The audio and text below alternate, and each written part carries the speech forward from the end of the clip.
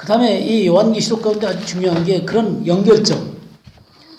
이렇게 그 일곱 교회를 통해서 하나님이 역사 가운데서 이 마지막 종말 시대까지 주님이 계속해서 이 계시록을 드러내가면서 이 일곱 교회를 통해서 드러내셨을 뿐만 아니라 이 요한계시록에 5장을 한번 보시죠. 5장을 보시게 되면 임봉되어 있는 두루마리가 있잖아요. 임봉된 두루마리를 이렇게 그 뜯어내서 임봉을 이렇게 푸는 사람이 없어갖고 요한이 울잖아요. 그러니까 유다 지파의 사자 다윗의 뿌리가 이겼다. 그러면서 그가 떼실 것이다. 근데 어린 양이 와서 이걸 떼잖아요. 이걸 떼십니다.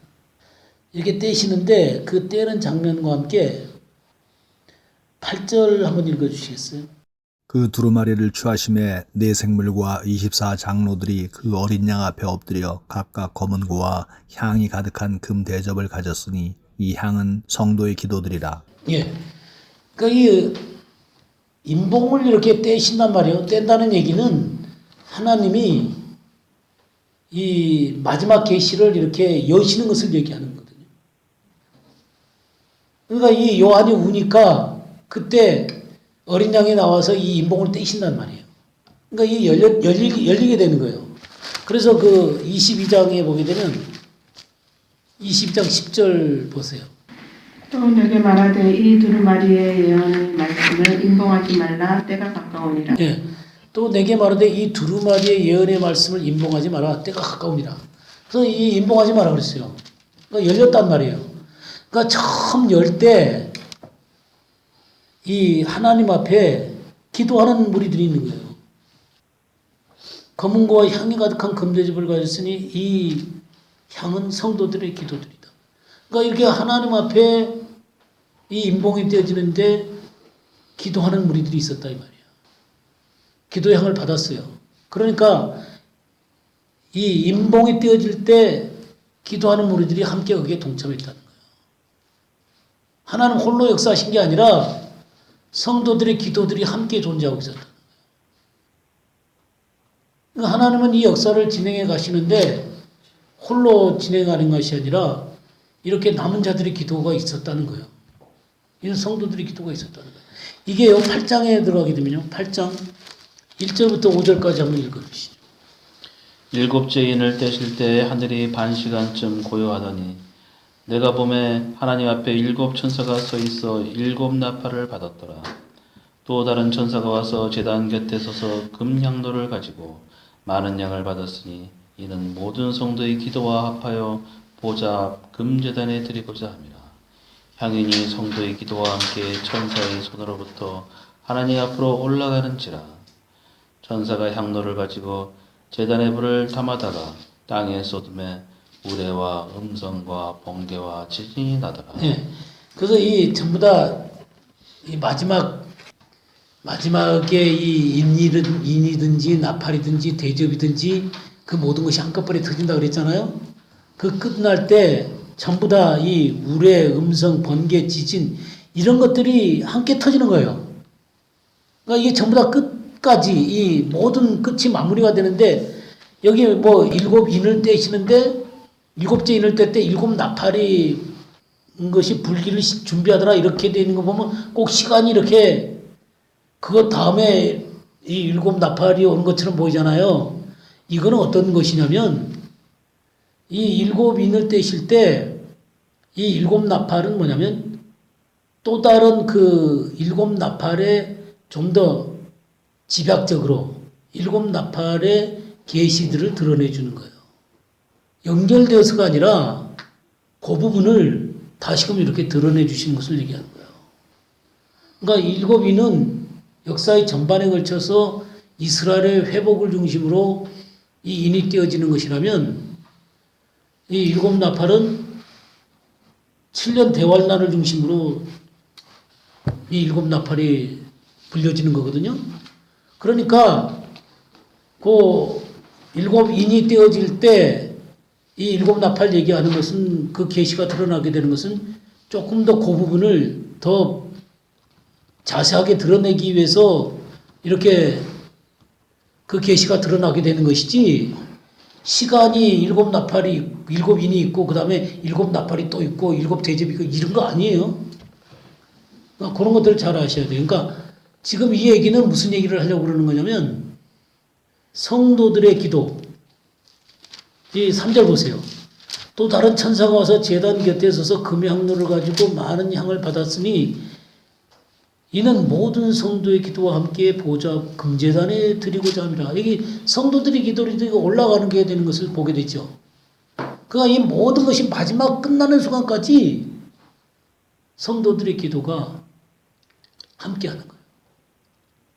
그러니까 하나님의 이 마지막 계시가 드러나는 모든 것들이 처음 인이 떼지는 요한의 때부터 시작해가지고 계속해서 역사 가운데 성도들의 기도들이 있어 왔다는 거예요.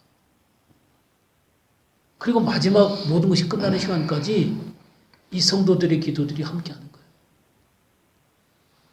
그러니까 이것은 갑자기 그냥 탁 드러나는 게 아니라 하나님의 역사 가운데서 하나님이 진행시킬 뿐만 아니라 성도들의 기도를 함께 동참하면서 이 하나님의 역사가 진행되어져 가는 거예요.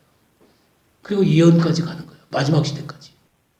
그러니까 우리들이 지금 이 대한민국을 위해서 기도한다는 게 너무너무 중요한 거예요. 하나님은 우리 기도를 받기를 원하세요. 하나님 혼자 하시는 게 아니에요. 그러니까 금제단에, 보좌 금제단에 드리는 이 향을 받아가지고 금제단에 드려야 되는 거예요. 지금 이 한국의 역사가 우리 눈에 볼 때 굉장히 오리무중이고 흑암 가운데 있는 것처럼 보이지만 하나님은 우리 기도를 받기를 원하시는 거예요.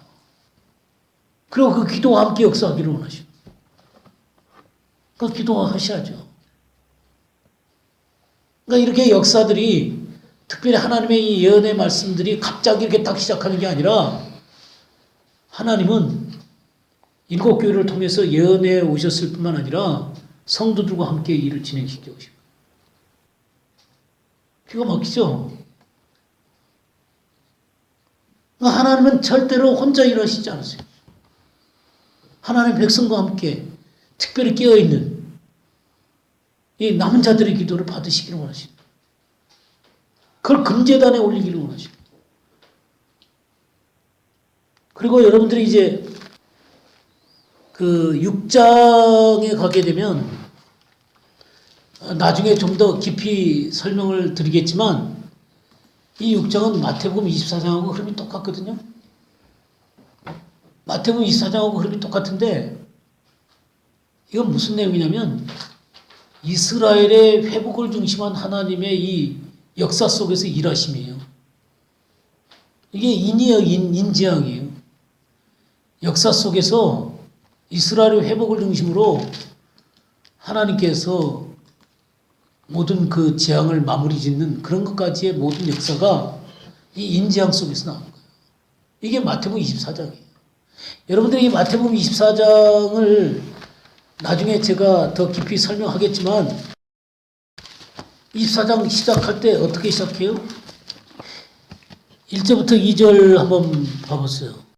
예수께서 성전에서 나와서 가실 때 제자들이 성전 건물들을 가리켜 보이려고 나오니 대답하여 이르시되 너희가 이 모든 것을 보지 못하느냐? 내가 진실로 너희에게 이르노니 돌 하나도 돌 위에 남지 않고 다 무너뜨려지리라. 네, 3절 좀 읽어주세요. 예수께서 감람산 위에 앉으셨을 때 제자들이 조용히 와서 이르되 우리에게 이르소서 어느 때 이런 일이 있겠사오며 또 주의 임하심과 세상 끝에는 무슨 징조가 있사오리이까. 예, 지금 성전이 돌 하나도 돌 위에 남지 않고 다 무너질 것이다 그랬잖아요. 그죠? 이거는 이스라엘의 멸망을 얘기하는 거예요.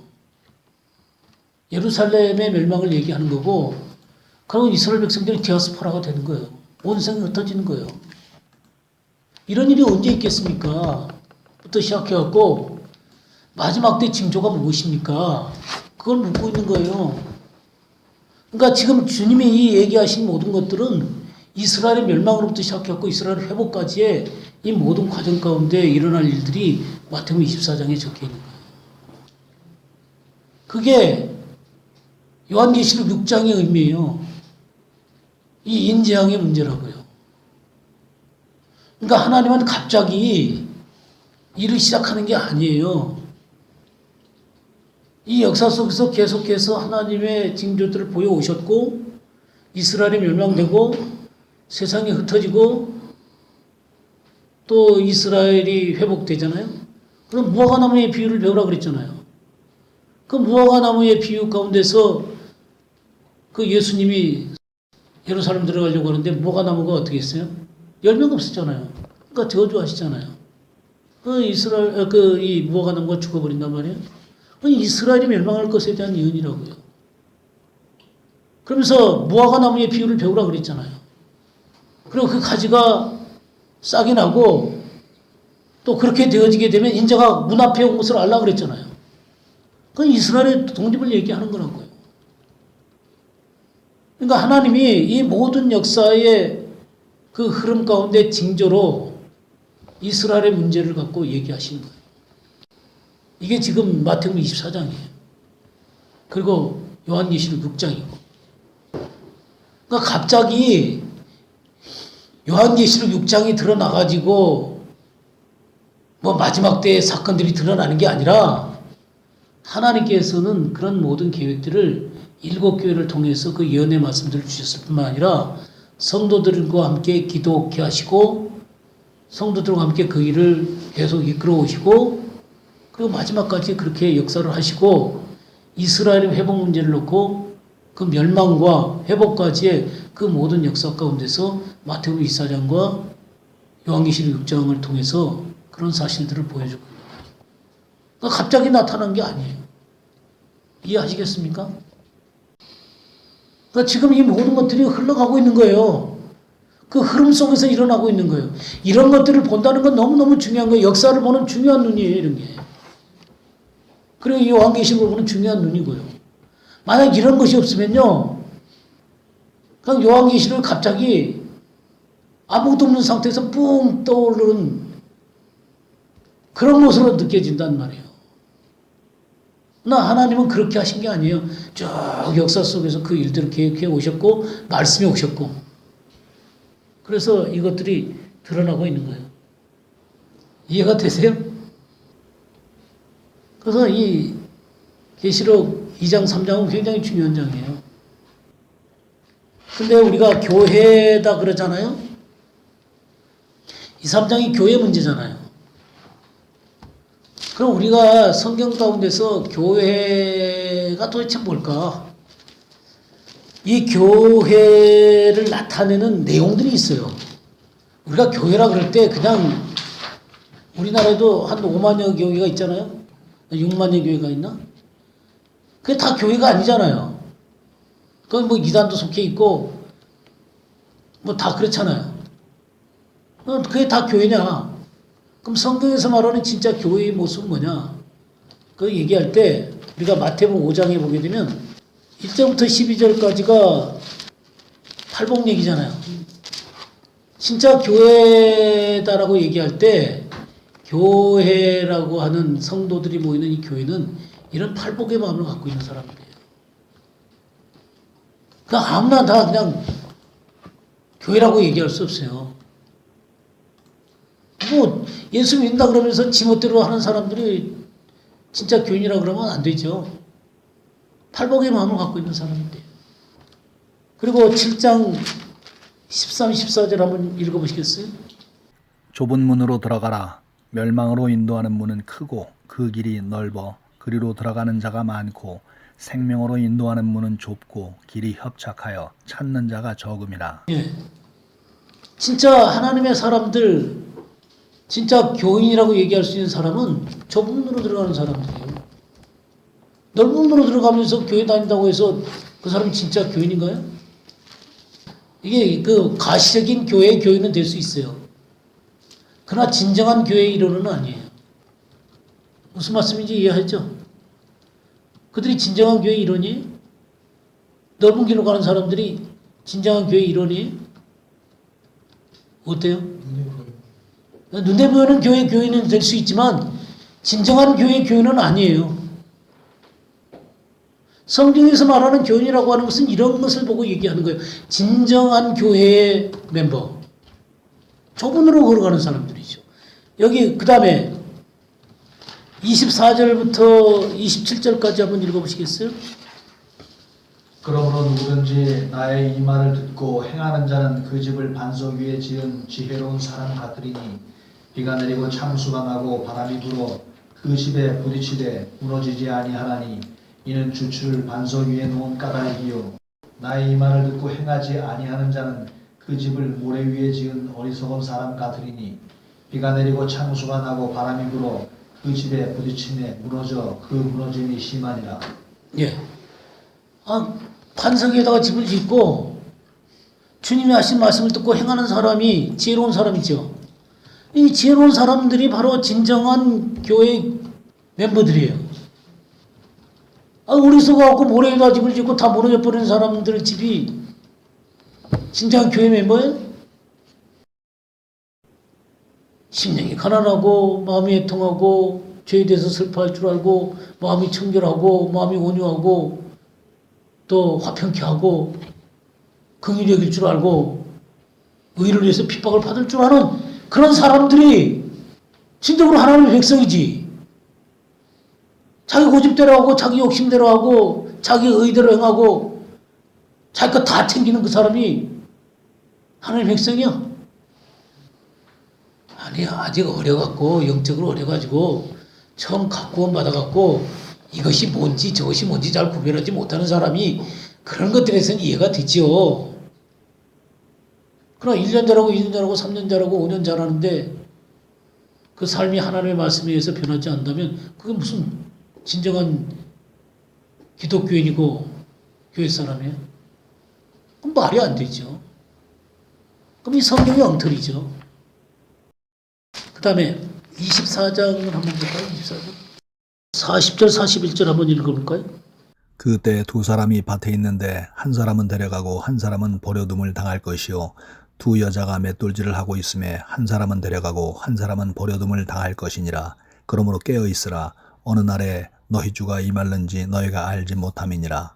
예, 깨어 있어서 주님과 더불어 동행하고 있는 사람들. 두 사람이 이렇게 그 맷돌을 갈고 있는데 한 사람은 데려감을 당하는 사람이고 한 사람은 그대로 남고 밭을 갈고 있는데 한 사람은 들림을 받고 한 사람은 그대로 남아있어요. 이렇게 하나님에 의해서 들림을 받는 그 사람들이 진정한 교인이에요.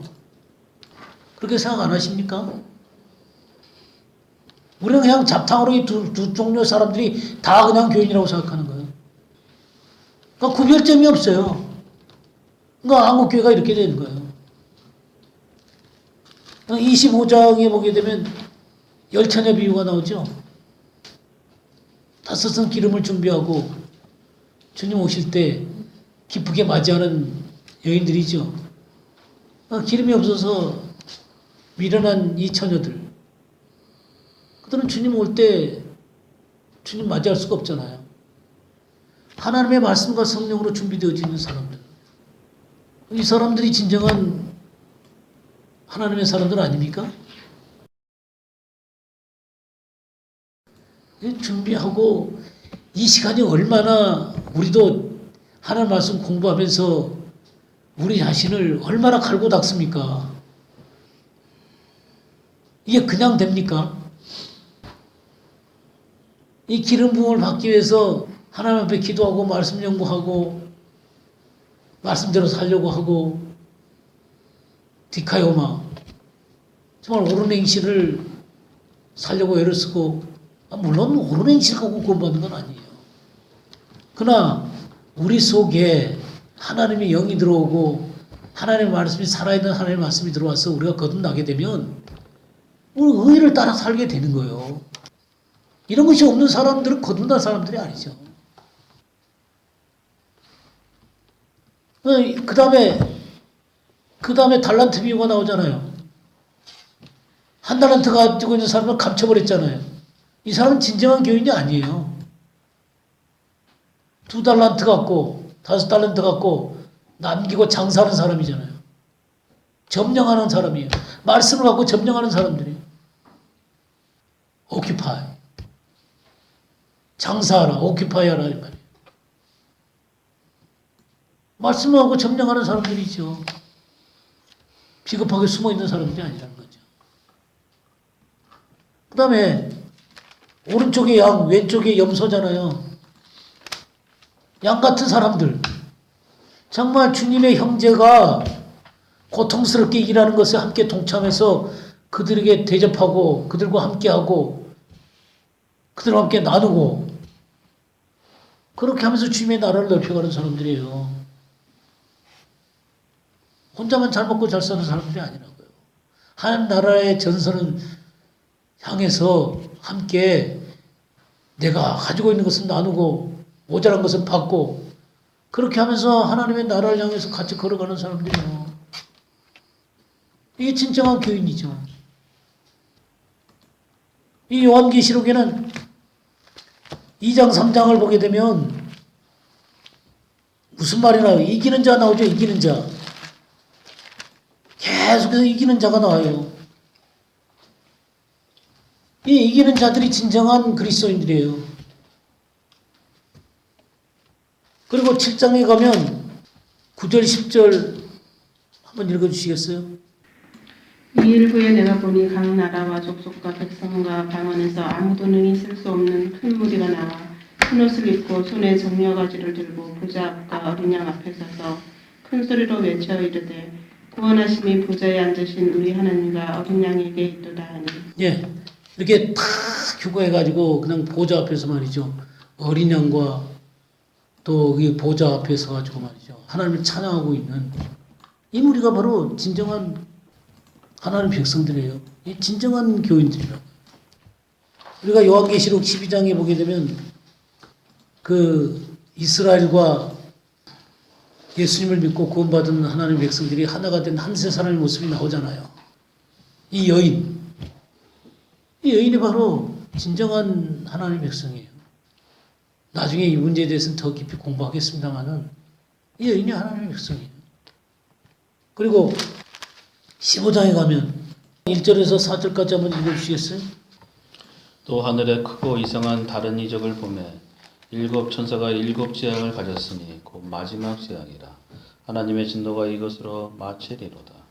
또 내가 보니 불이 섞인 유리 바다 같은 것이 있고 짐승과 그의 우상과 그의 이름의 수를 이기고 벗어난 자들이 유리 바닷가에 서서 하나님의 검문고를 가지고 하나님의 종 모세의 노래 어린 양의 노래를 불러 이르되 주 하나님 곧 전능하신 이시여 하시는 일이 크고 놀라우시도다.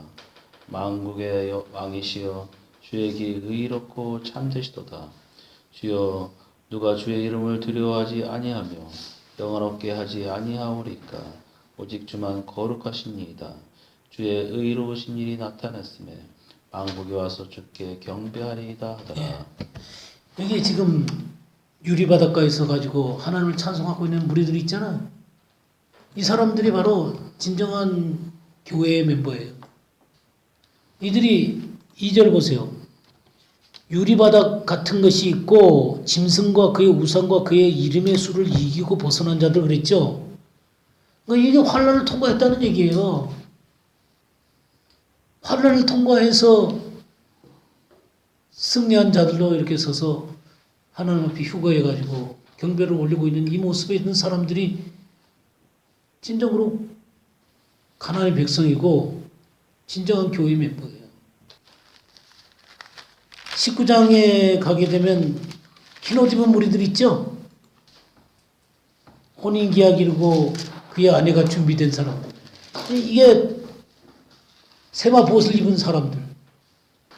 이들이 바로 진정으로 하나님 앞에 합당한 교인들이에요. 교회의 멤버들이에요. 이들이 또 어떤 사람이냐면 그 19장 13절 14절 읽어주시겠어요? 또 그가 피 뿌린 옷을 입었는데 그 이름을 하나님의 말씀이라 칭하더라. 하늘에 있는 군대들이 희고 깨끗한 세마포를 입고 백마를 타고 그를 따르더라. 예. 지금 백마를 타고 흰옷을 세마포옷을 키고 깨끗한 세마포옷을 입고 주님 뒤를 따르고 있는 하늘의 군대. 이게 진정한 교회 멤버예요. 하나만 더 볼까요? 요한계시록 21장 2절을 읽어보세요.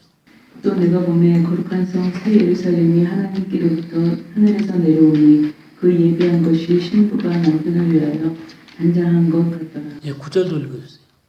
일곱 대접을 가지고 마지막 일곱 재앙을 담은 일곱 천사 중 하나가 나와서 내게 말하여 가로되 이리 오라. 내가 신부 곧 어린 양의 아내를 내게 보이리라 하고. 예, 이 신부, 어린 양의 아내가 바로 진정한 교회입니다. 그러니까 이 요한계시록에서 이기는 자, 또 진정한 교회의 멤버, 이런 사람들이 어떤 사람이냐면 우리가 지금 읽은 이런 공부한 이런 사람들이에요. 이게 진정한 교회의 멤버라고요. 우리가 생각하는 교회 멤버하고 이 성경에서 말하는 교회 멤버하고 어떤 것 같아요? 근데 지금 이 요한계시록에 나오는 그리고 성경에서 나오는 것이 주님의 기준이잖아요. 아, 주님의 기준이 어렵다고 말 거예요? 뭐 이렇게 완전 무결하게 주님이 완전 무결한 걸 요구하시는 건 아닌 것 같아요. 그렇지만 이것을 향해서 끊임없이 달려가는 사람들, 믿음으로 붙잡고 달려가는 사람들을 찾으시는 것 같아요. 그리고 성경 전체를 보게 되면 주님 앞에 이렇게 온전한 남은 자로 서는 것이 절대로 쉽다고 얘기하지 않았어요. 우리가 출애굽한 다음에 여호수아 갈렙만 들어가잖아요. 노아 시대 때는 노아 가족만 되고. 진정한 주님의 사람이 되기를 원하지 않으세요? 저는 되고 싶어요. 아, 제가 부족하고 저도 지수투성이고 뭐 때때로 주님 마음이 아프기도 하고 그러지만 정말 주님의 사람이 되고 싶어요. 그리고 주의 영이 함께하는 사람이 되고 싶고 그 시편 91편에 보게 되면 저가 나를 사랑한즉 내가 저를 건지리라. 저가 내 이름으로 한즉 내가 저를 높이리라. 저가 내가 간구하려 내가 응답하리라. 내가 저의 환난 때에 저와 함께하여 저를 건지고 영화롭게 하리라. 하시는 말씀이 있잖아요. 정말 주님을 사랑하고 주님의 이름을 더 알고 싶어요. 네, 오늘 뭐 여기까지 하죠.